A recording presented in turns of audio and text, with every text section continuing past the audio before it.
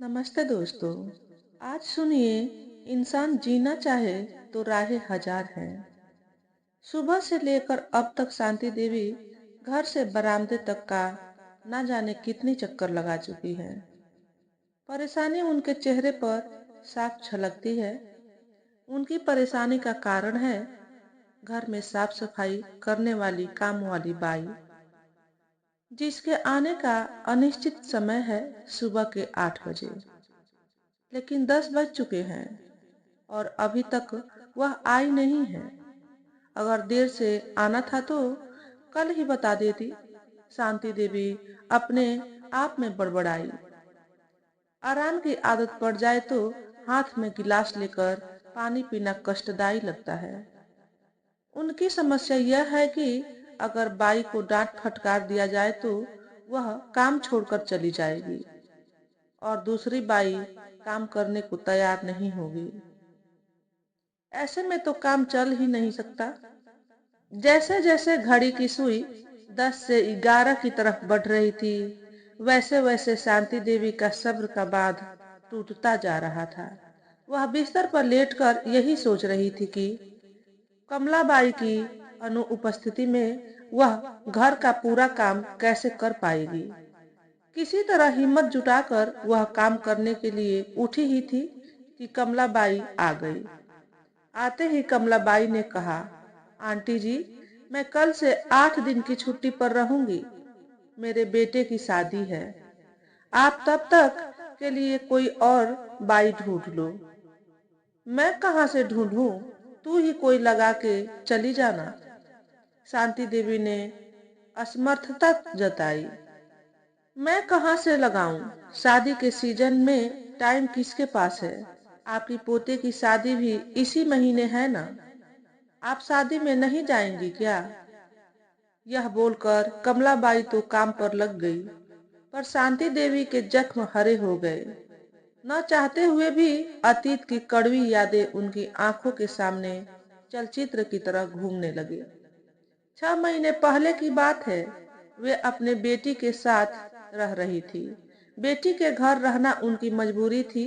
बेटे बहू के उदासीन व्यवहार से क्षुब्ध होकर ही शांति देवी ने बेटी के घर रहने का फैसला किया था। पर यहाँ भी उन्हें बात बात पर उपेक्षा ही मिली। आए दिन उन्हें लेकर बेटी दामाद में तनाव की स्थिति उत्पन्न हो जाती। शांति देवी अपनी वजह से अपनी बेटी का घर बर्बाद नहीं करना चाहती थी। इसलिए मन मसोस कर उन्होंने अपने बेटे के घर की ओर रुख किया। जैसे ही उन्होंने बेटे बहू के घर में कदम रखा, बहू के तलखी भरे स्वर उनके कानों में पड़े। क्यों बेटी के घर गुजारा नहीं हुआ? वे खून के घूंट पीकर रह गई। मजबूरी ना होती तो वे कभी यहाँ का रुख नहीं करती। बहू ने कभी उनसे सीधे मुंह बात नहीं की। वह जब भी बोलती जहर ही उगलती। आए दिन छोटी छोटी बातों को लेकर बखेड़ा खड़ा करना बहू की जैसे आदत हो गई थी। बेटे रितेश से जब ये बहू की शिकायत करती तो वह अपनी पत्नी को समझाने के बजाय उन पर ही बरस पड़ता।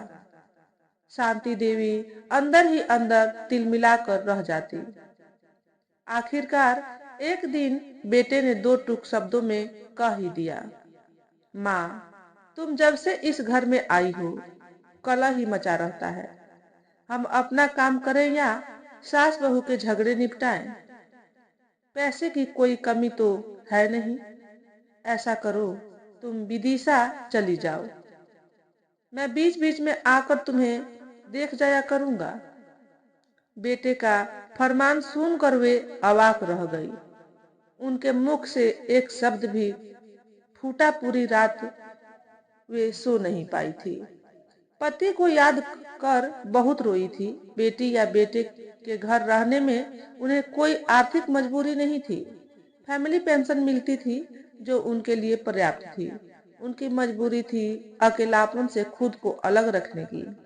पर अब वे अकेले रहने के लिए अभिशप्त थी। शांति देवी अपने ख्यालों में इस कदर खोई हुई थी कि उन्हें पता ही नहीं चला कि कमलाबाई अपना काम निपटाकर जा चुकी थी। दूध वाले की आवाज सुनकर उनकी तंद्रा भंग हो गई थी। बेटे, बेटी, बहू और कमलाबाई से मिले झटकों ने उनके दिमागी तार झंझना दिए थे।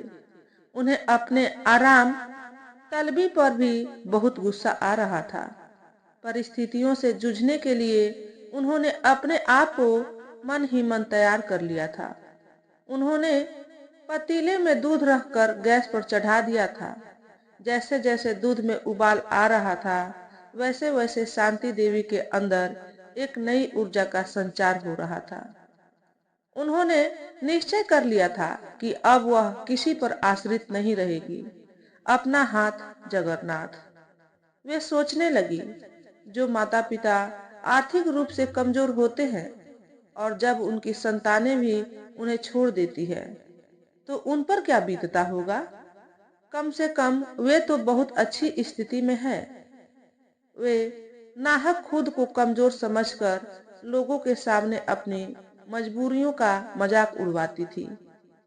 उन्हें यह एहसास हो गया था कि इंसान जीना चाहे तो राहें हजार हैं। दूध उबल कर गिरने लगा, तब वे अपनी सोचों के दायरे से बाहर निकली। उन्होंने गैस बंद किया और खाना बनाने की तैयारी करने लगी। अब तक उन्होंने यह फैसला कर लिया था कि वह अपने घर से कहीं बाहर नहीं जाएगी। जब तक उनका शरीर चलेगा, किसी पर निर्भर नहीं रहेगी। बाकी सब ईश्वर पर छोड़ देगी। उनके चेहरे पर अब गजब का आत्मविश्वास चमकने लगा था। तो दोस्तों, आज के वीडियो में बस इतना ही।